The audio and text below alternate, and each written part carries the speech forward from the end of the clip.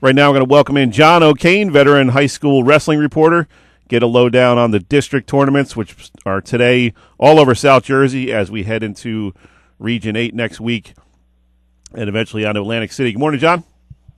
Good morning, fellas. I'll tell you what, the veteran sounds nice when you hear it said about somebody else, but then when you hear it said about you, it makes you feel old. That's all it means is you're old, yeah. It's a nice way of saying you're old. I'll tell you what. My goodness.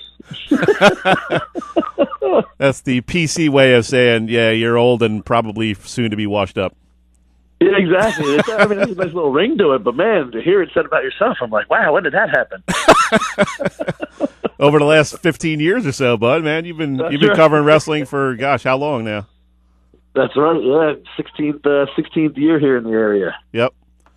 So you're obviously the man to talk to as we head into districts. Nick and I were talking a little bit about the districts during the break, and not quite as exciting as it used to be in terms of the Cape Atlantic League teams. You kind of all had them in District 32 years ago.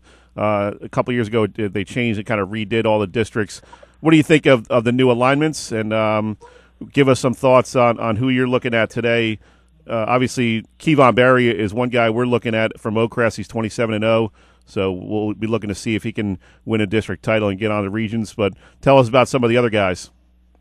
Absolutely, yeah. I mean, first, in terms of the district alignment, I just think it's absolutely awful. And, I hate to be a kind of, complainer, and, I kind of gave it a fair shake here the last couple of years, but I just think it's atrocious. Like you said, it's not as districts just physically aren't as exciting as they used to be.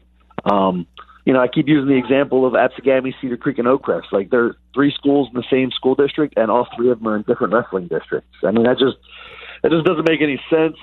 It takes that kind of rivalry out of it. There's obviously, and our teams locally, I mean, they're so spread out. I'm looking here in the 4 main districts. We got Lacey Township up in a different district. I believe they're in 26 up at Rowan College, but looking at 29, 30, 31, and 32, we've got 5 teams, 4 teams, 6 teams, and 5 teams. I mean, they're so spread out, and it's like... Well, the crazy thing to me is, like, you're sending Ocean City to Kingsway. Yeah, exactly. Like, you're not going to get any Ocean City fans except for the parents that drive all the way out to Kingsway. Absolutely. No, absolutely. I mean, there's been some wild examples. I mean, right now, Barnegat this year, they switched them up a little bit again this year. Barnegat's heading to Southern. The last couple of years, Barnegat's gone to Williamstown. I mean, that makes zero sense that they were taking a small short conference school that wrestles short conference matches all year and then driving them down to Williamstown. I mean, it just doesn't make sense. The rivalries are kind of gone, and the last few years going to these district tournaments, it's really shown. I remember growing up going to Absegami for district. There were lines out the door for the district tournament to get regions. You had to get there an hour early to get in the door at regions. For district, there were lines out the door. I'm telling you, there were plenty of good seats available at the beginning of the finals the last couple of years in district. I mean, like you said, you got to travel an hour and 15 minutes for some of these schools. It loses the rivalries. I don't know. Not a huge fan, but I guess I should stop complaining about that. John, really, what was the purpose of the NJSIA realigning pretty much all the districts? I know they did it a couple of years ago, but they did it again this year. I mean, are they looking? I would say the main argument has to be, competitive balance. But the way we at least see it in South Jersey, it seems like teams like St. Augustine Prep could roll over in their district and still win it. To me, I didn't understand the fact. I don't fully understand why they had to realign it not once but twice in the past couple of years. I mean, to be honest with you, I could pick all 4 district I could tell you all 4 district champions right now in terms of the team race. Now, again, that's not a huge deal. I mean, district team titles, some people don't really spend a whole lot of time worrying about district team titles. That's almost like an afterthought. And I get that, but it is nice, they kind of do keep some, in New Jersey, they stopped keeping team scoring after this. So it is kind of one more nice thing the teams can kind of hang their hats on. But I think it was a combination of a couple things. Like you said, it was the competitive balance. There were some districts with, 3 and 4 South Jersey playoff teams, and then there were some districts with 1 or 2 playoff teams. I think some of it came down to up north. There were some years where I believe it was Bergen Catholic and Don Bosco, I want to say, were like in the same district. And, you were having guys, 2 and 3 guys that were state champion level guys, not even winning their district kind of thing. I remember there was one year, I believe it was Bergen Catholic and Don Bosco, where the same guys met in like the district finals, region finals, and state finals. So they wanted to move that a little bit, but there were also some years down here where District 32 at one point, I believe, had 11 teams, maybe even 12 teams.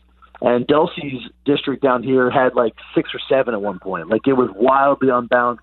I remember one of the his name just jumped out of my head. The big Dobzhansky's, the guys that the multi-sport stars from up there at Delsey. One of those guys had bye into the semifinals all 4 years of high school. Like only had to win 2 district matches all 4 years of high school to get in there. And guys down here were having to wrestle pigtail matches and pre-quarters and stuff like that. So they definitely wanted to balance it out. But and again, I don't know the better answer necessarily. I just think they could have fine-tuned it a little bit and moved around a handful of teams rather than these wholesale changes where they were just kind of moving teams all over the place and seemingly kind of at random. Right, and just a quick add-on to what you said about the realignment, is particularly about wrestling only 2 matches compared to about 4. At least when I was in high school, when District 32 still had all the Cal teams, you were looking at, all right, well, almost nobody, in certain years, almost all the weight classes had no buys because everybody from every single school, when you had 14 high schools in that one district, it seemed like I would say only a couple number 1 seeds had buys, and everybody else had to win. You had to win 4 matches to actually win a district title. Absolutely, and I keep going back to that Delsey district for a few years. Now, Delsey was fantastic. There's no taking anything away from them, but there were years, like I said, where Dobzhansky, all 4 years of his high school career, had a bye into the semifinals. Not he didn't ever wrestle a quarterfinal match in districts. Now he was going to win it anyway. Spoiler alert, but it just wasn't right. There were brackets up there with 4 and 5 kids, and there was brackets down here with 11 and 12 kids. So that they needed to get rid of. But like you said, District 32. The nice thing about going to Absegami was, all year long, one of the bigger complaints with wrestling is you see these guys that you really want to see the big matchup of the 2 top guys in the Cape Atlantic League, and then the teams wrestle each other, and they bump away from each other, they avoid each other. You don't get to see them wrestling, but then you get to come down to District 32. It's all the Cal schools and those matchups you wanted to see all year. You can't bump the district. So, once you're at that weight, you're at that weight, so you got to finally see some of those matchups you wanted to see. But, now, and like you said, it was all Cape Atlantic League schools. There were a couple other that had to be, spread out and things like that, but it was the majority of the Cape Atlantic League, so you got to come and see all of those, rivalry matches and the guys you wanted to see wrestle each other all year. So to me, it's just lost a lot of its luster the way they've done it. Talking with John O'Kane. He's been covering high school wrestling postseason for more than a decade here in South Jersey. And, John, a couple guys I'm interested to see how they land in districts is some of the Holy Spirit guys, the Driscoll brothers, and this Sherman kid who's a freshman. He's got maybe a chance at a district title. I'll tell you what, I hate to take any credit whatsoever because I really shouldn't, but KJ Sherman was a Galway Township Middle School wrestling standout 2-time champion for us there at the middle school. Shout out to I love my shameless plug. So phenomenal wrestler. It was just an honor to coach him for 2 years. I taught him exactly nothing. He probably knows more about wrestling than I do at this point. But what a standout kid! First of all, he's a phenomenal wrestler, and the kid and he really puts in the work. Works his tail off. He goes to, he's just one of those guys you kind of worry about just how much he loves wrestling. He'd wrestle 8 days a week if you let him. He goes from one practice to another practice to a workout. He's one of those guys. He just lives, breathes, and eats this stuff. I know he's the 2 seed, but that's one of the matchups I have circled. Him and Robert Woodcock from Southern Regional. Those guys have been 1 and 2 in my rankings all year long, and that's going to be a phenomenal. I actually give Sherman. I know he's young, but I kind of give him the edge in that one. He got the 2 seed because he doesn't have a whole lot of criteria, but I wouldn't be surprised at all if he beats Woodcock. But that's going to be a fun one up there. That's where I'm actually headed. I'm headed up to Southern District 29 later. I think there's some few that I kind of start next. You mentioned the Driscoll brothers, 220. That's another one where I got 2 guys ranked. JT Cornelius got the 1 seed from Southern Regional. Kurt Driscoll's the 2 from Holy Spirit. If those guys hit in the final, that'll be a fun one. Cornelius has been wrestling out of his mind the last couple weeks. Clinched both the South Jersey final and the state final for Southern Regional. Driscoll's been great. He was at heavyweight most of the year, dropped down to 220 about a month ago. That'll be great.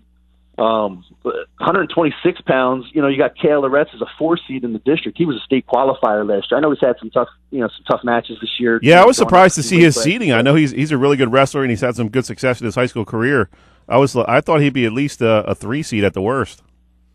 Yeah, I think he had a little bit of a tough time this year. I believe he was 106 last year. So, you see that sometimes with these guys that go up 3 and 4 weight classes, and that's the nature of the beast sometimes. You know, sometimes you wonder how guys stay at 106 and 113 for 3 or 4 years, but a lot of these guys are still growing, and to jump 20 pounds in a weight class kind of thing in 1 year is tough. So I think he had some growing pains and had some bad losses this year, but to see a guy with a state qualifier and a 4 seed in the district is impressive. 138 I mentioned with Woodcock and Sherman. 152, Nick O'Connell. I'll watch that dude wrestle at all time. He just submitted to Cornell this past week. He's just phenomenal. He's been out of his mind. He's unbeaten. 170 is going to be a blast. 170, John Stout's the 1 seed. Jaden Roberts from Butte is the 2 seed. They had a 1-point match earlier this year. And then don't forget about Connor Bowl from Holy Spirit's the 3 seed. All three of those guys are phenomenal. And actually, the top 5 guys in that weight class are all local guys. So that's going to be a blast up there. I'm looking forward to 29. John, real quick before we let you go, tell us a little bit more about Oakcrest. I'm interested to see how the Falcons do. They've had some guys have some really good years. Obviously, Kevon Barry's undefeated at 195, but the Horsey brothers down low and Frank Gabriel. So they got some guys that we're gonna see a lot of gray singlets at the regions, I think. Absolutely, you got like 7 Horsey kids in the lineup. I lost track. I'm not sure. It's just a bunch of them. But they are phenomenal. They're fantastic wrestlers. You mentioned Kevon Barry. He's unbeaten. I'd expect him to get on the podium this year in Atlantic City. Kyle Corbett from Oakcrest, he's won something, 18, 19 straight matches in a row or something like that. So, absolutely. Oakcrest, I think, is Delsey's top challenger there in the district. I think Delsey's the big-time favorite, but I wouldn't be surprised if Oakcrest scored some points. And, randomly, a couple other guys I'm looking forward to randomly. Afghani's Ray Weed, another top freshman. He's up at District 32.